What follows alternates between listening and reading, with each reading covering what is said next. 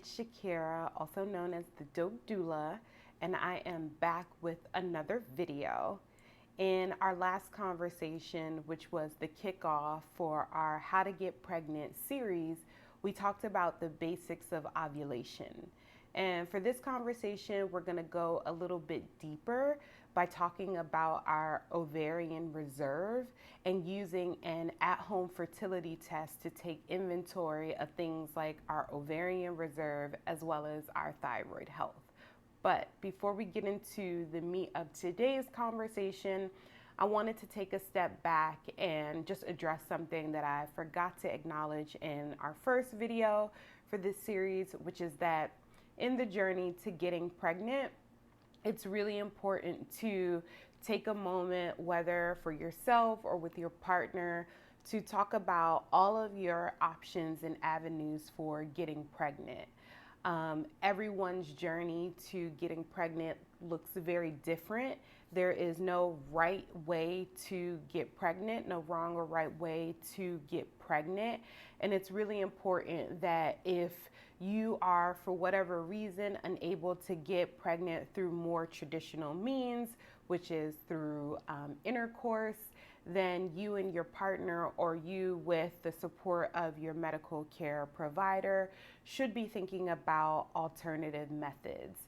And if you are someone who's going to want to go through the path of using an alternative method.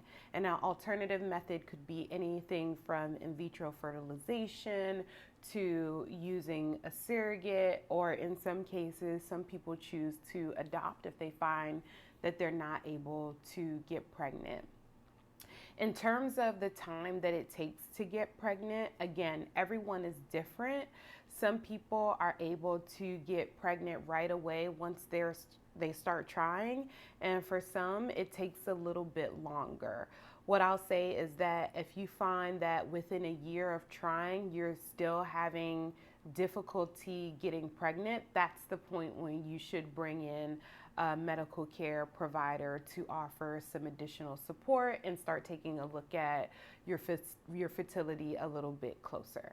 So I just wanted to add that as context for this conversation, and just to give anyone who may be trying a little bit of assurance that it's totally okay to find other avenues for your journey to pregnancy.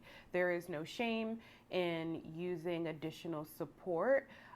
There's no right or wrong way to do that, as I said a moment ago, and there are tons of resources that I'll be sharing in a later video as we talk a little bit more about fertility and what it looks like to go on a fertility support journey.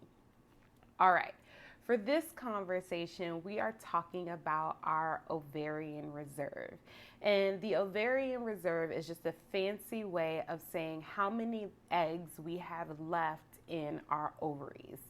From the start of our lifespan, when we are in utero ourselves, we have 1 million eggs, and by the time that we're born, that number shrinks to the time that we start puberty. We end up with about 300 to 400,000 eggs left in our ovaries.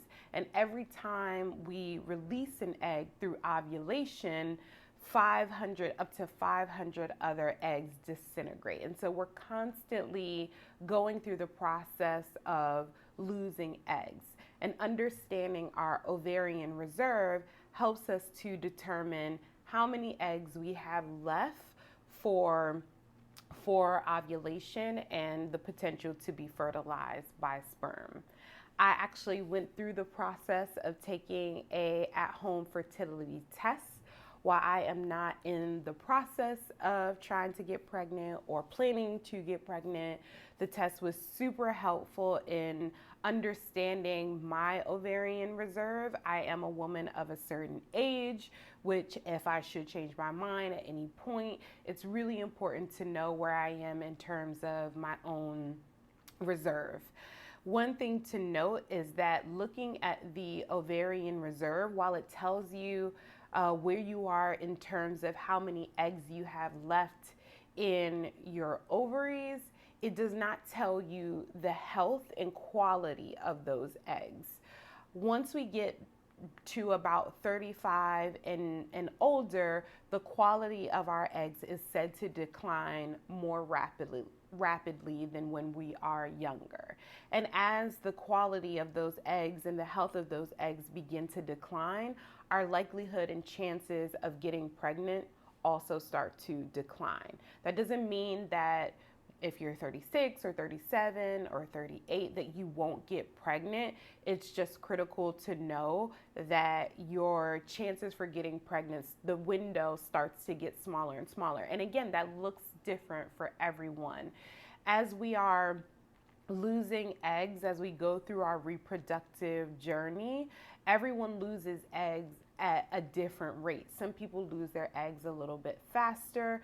Some people lose them a little bit slower, which is why understanding our ovarian reserve is important. So I ordered an at-home fertility test. I will not tell you the name of the test in this video because they are not paying me. But if you are interested in knowing the name, you can shoot me a private message and I'll tell you the company that I use. Before we get into the process of my test, one of the things that the test looked at, and a key factor that the test looked at, is what's known as our anti-Mullerian hormone. And this hormone is the key factor in determining how many eggs we have in our ovaries. The anti-Mullerian hormone, also known as AMH, is the hormone that is found in the follicles that surround our eggs when they are in the ovaries. The test determines whether or not we have below average, or above average number of eggs in our ovaries by looking specifically at that hormone, as well as a few other hormones that can help determine how we're doing in terms of our hormonal health and our reproductive health. The other thing that the tests looked at, which is what I was particularly interested in, is the thyroid. Our thyroid is very critical for our reproductive journey. Your thyroid health can control everything from your weight gain to your libido, to how you're producing and releasing eggs each month. And so I was really interested in understanding my own thyroid health, because it's just important to understand that as someone who is getting, up there in terms of my reproductive health and journey. So with all of that context, I'm going to take you over to my actual test process, and then we're going to come back and I'm going to walk you through my results. Okay, so we are here with all of the components of the at-home fertility test. We have the tools to conduct the finger prick here. We have our sponges for after. The most important part is the blood sample card that will be used by the lab for running the tests, alcohol pads, biohazard bag, and the return envelope that will be used. So, as I mentioned before, it's really important that this test is taken on the 3rd day of your menstrual cycle. So, TMI, I'm on the 3rd day of my cycle, so I will be taking the test today. I've already washed my hands. My hands are clean.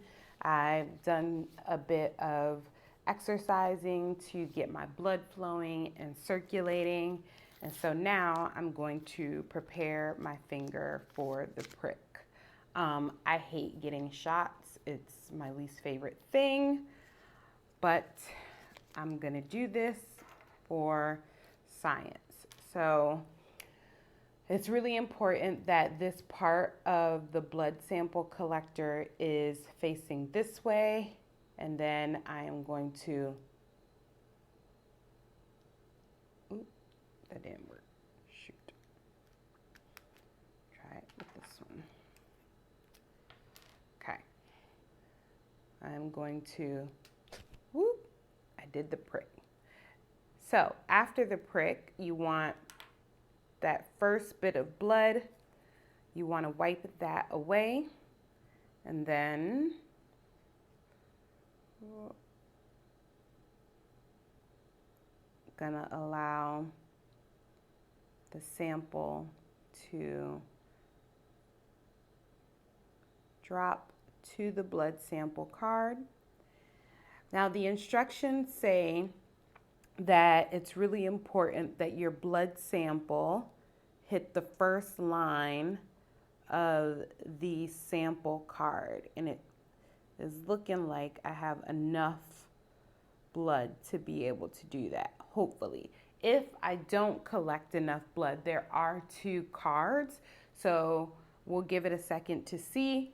If I don't collect enough blood, then I will just use the second sample card. But I have a bit of blood coming out of this finger, so I think we're gonna get a really good sample amount. Now this at-home test not only runs lab results for fertility, it also tests hormone levels in your thyroids, which is really good for identifying any potential illnesses that may be causing residual impacts in your body. So if you are experiencing hair thinning or extreme weight gain or weight loss, identifying your hormone levels in your thyroids can be really helpful for understanding what's going on in other places within your body. And this is great. I have enough blood to get to the first line, so we will not need to do a second finger prick, which makes me very happy. So I'm going to continue to clean this finger off, and then I'm going to put on my Band-Aid after I cleaned it with alcohol very thoroughly. Band-Aid, get that locked up. Now, we have to wait an hour for the blood sample card to dry. That's very important. The blood has to dry for an hour. Once it's dry, we're gonna place it in the blood sample collection bag. That bag is gonna go into the return envelope, and this envelope is gonna get placed in the mailbox first thing in the morning. Okay, so after collecting the sample on the first hand, we will need to collect a sample for the second card. So we're gonna repeat that step. We're gonna use our, they say the middle finger, but I always thought the middle finger was the one in the middle. So the finger that is the neighbor to the middle finger, we're gonna clean this finger off and get the lancet ready. Oi, oi, oi. Remember, it's important that the white part of the lancet is out, and then, whoop, got the finger prick. Okay, so again, that first bit of blood, you wanna wipe that away, and then on your second card, allow your blood sample to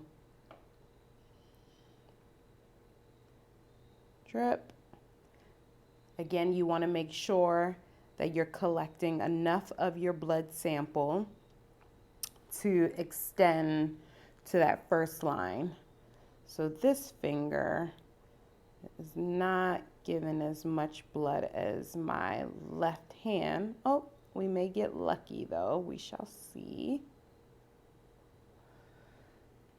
Gonna get a little bit more. I'm giving it a little bit of help by just pushing some of the blood out, and I think we're gonna have enough that I won't have to prick again. Yep, we're definitely gonna have enough. So, all right, I'm gonna clean this finger again with some alcohol. We wanna be really careful to make sure that we're getting our fingers super clean. And I'm gonna get my second Band-Aid, and we made it past the first line, yay. I'm gonna put on this second Band-Aid.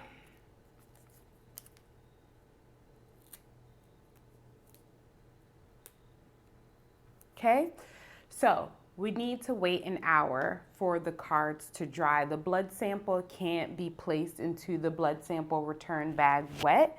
So when you have your sample bag, it's important that you keep it closed until the hour passes and you're ready to place your collection in this bag. After we place the collection in the bag, we're gonna put it in our biohazard bag, and each sample has its own individual sample bag. Put both in the biohazard bag, and the biohazard bag will go in the return envelope, which will be sent off first thing in the morning so it can get to the lab right away.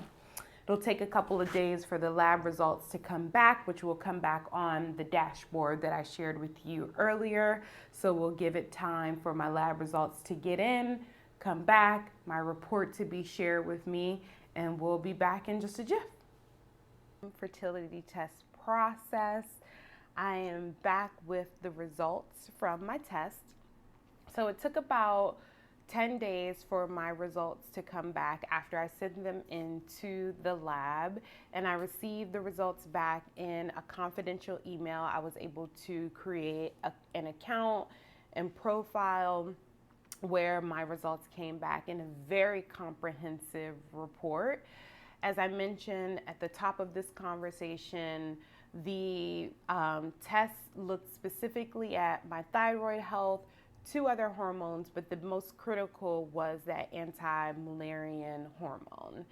All of my results came back normal, which is really great news, and gives me a lot of confidence that I'm, where I'm supposed to be in terms of my ovarian reserve.